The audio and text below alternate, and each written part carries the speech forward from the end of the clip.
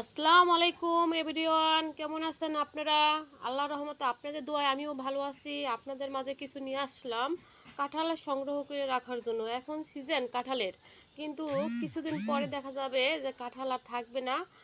এই কাঁঠালটার বিচিটা এইভাবে কোষার থেকে বের করতে হবে।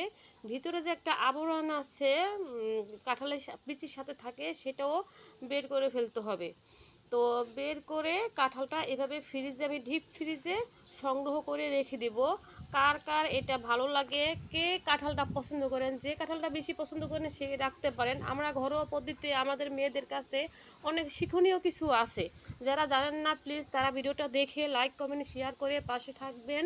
তো আপনারা কে কে আমার মতন এরকম ডিপ ফ্রিজে রাখেন আমাকে কমেন্টে বলে যাবেন। আর ভিডিওটা কে কোথা থেকে দেখছেন আমাকে বলবেন।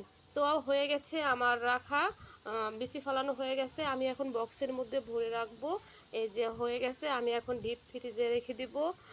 এটা জাস্ট এখন আর ধরবো না, যখন দেখা যাবে কাঁঠাল থাকবে না তখন এই কাঁঠালটা বের করে খাবো, দেখবো। কিন্তু কাঁঠালটার স্বাদটা ঠিক একই রকম থাকে। তো ভালো থাকেন, আল্লাহ হাফেজ।